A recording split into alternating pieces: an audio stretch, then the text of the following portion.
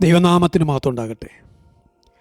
നമ്മുടെ കർത്താവായ യേശുക്രിസ്തുവിൻ്റെ നാമത്തിൽ എല്ലാവർക്കും എൻ്റെ സ്നേഹവന്ദനം. യുഗങ്ങളിലൂടെ ക്രിസ്തു ഭാഗം 35. നാം തുടർന്നു വരുന്നത് ത്രിയേക ദൈവത്തിലെ മൂന്നാമത്തെ വ്യക്തിത്വമാകുന്ന പരിശുദ്ധാത്മാവ് എന്ന വിഷയത്തെക്കുറിച്ച് പഠനവിധേയമാക്കുന്നതിന് വേണ്ടിയിട്ടാണ്.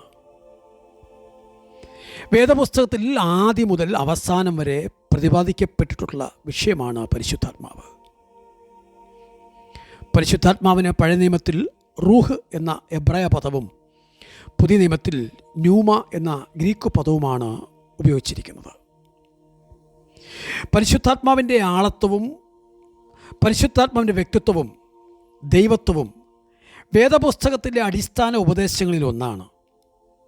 പരിശുദ്ധാത്മാവ് കേവലം ഒരു വ്യക്തി മാത്രമല്ല, നിസ്തുലനായ ദൈവവുമാണ്. പരിശുദ്ധാത്മാവിനെ ദൈവം എന്ന് പറഞ്ഞിരിക്കുന്നു. അപ്പോസ്തല പ്രവൃത്തി 5:3-4 കാണുക.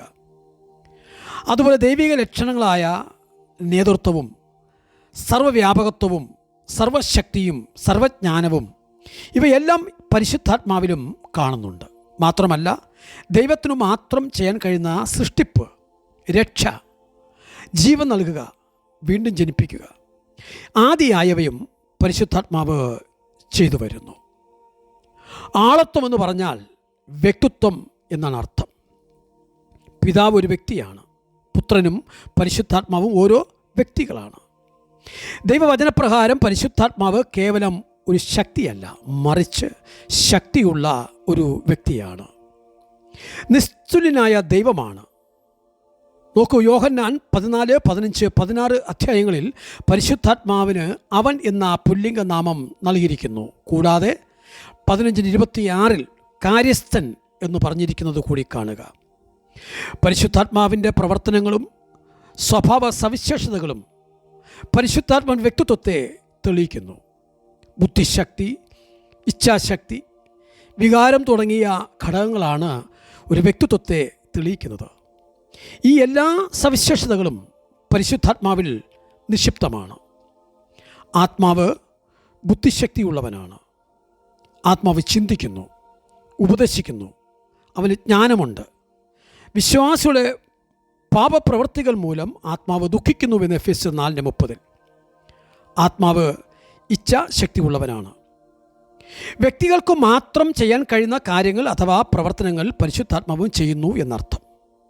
അതെ, ഉപദേശിക്കുക, വഴി നടത്തുക, സ്നേഹിക്കുക, ഇച്ഛിക്കുക, വിളിക്കുക, ചിന്തിക്കുക, ആരാഞ്ഞ് ഗ്രഹിക്കുക തുടങ്ങിയ ഇങ്ങനെ വചനത്തിലുടനീളം പരിശുദ്ധാത്മാ പ്രവർത്തനങ്ങൾ നാം പിന്നാലെ കാണുന്നതായിരിക്കും.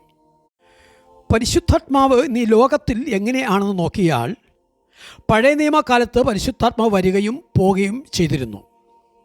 എന്നാൽ പെന്തക്കോസ്ത് നാളിൽ പരിശുദ്ധാത്മാവ് വിശ്വാസികളുടെ ഹൃദയങ്ങളിൽ എന്നേക്കും വസിക്കാനായി ലോകത്തിലേക്ക് വന്നു.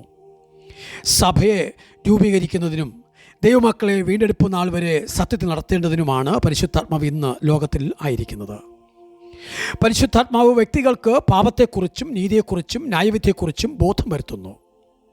പാപം എന്ന് പറയുന്നത് യേശുക്രിസ്തുവിൽ വിശ്വസിക്കാതിരിക്കുക എന്നതാണ്.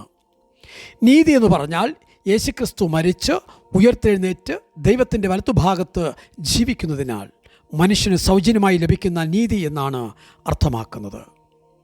ന്യായവിധി എന്ന് പറഞ്ഞാൽ മനുഷ്യന് ഒരുക്കിയിരിക്കുന്ന രക്ഷയെ അവഗണിക്കുന്നവർ സാത്താനും അവൻ്റെ ദൂതന്മാർക്കും ഒരുക്കിയിരിക്കുന്ന നിത്യ നരകശിക്ഷ അനുഭവിക്കേണ്ടി വരും എന്ന് തന്നെയാണ്.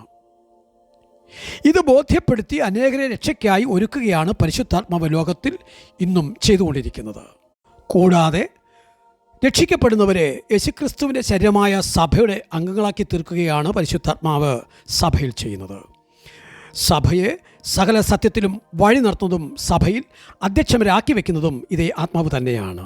അതുപോലെ സഭയുടെ ആത്മീക വർധനയ്ക്കായി കൃപാവരങ്ങളെ പകുത്തു കൊടുക്കുന്നതും ആത്മാവിൻ്റെ ജോലിയാണ്. മാത്രമല്ല, വേണ്ടും പോലെ പ്രാർത്ഥിക്കേണ്ടത് എങ്ങനെയെന്ന് അറിയായകയാൽ ആത്മാവ് നമ്മുടെ ബലഹീനതയ്ക്ക് തുണനിന്ന് നമ്മെ പ്രാർത്ഥിപ്പാൻ പഠിപ്പിക്കുകയും ചെയ്യുന്നു.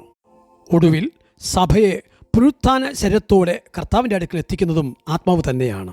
തുടർന്ന് അടുത്ത ഭാഗത്തേക്ക് വരാം. ദൈവം അനുഗ്രഹിക്കട്ടെ.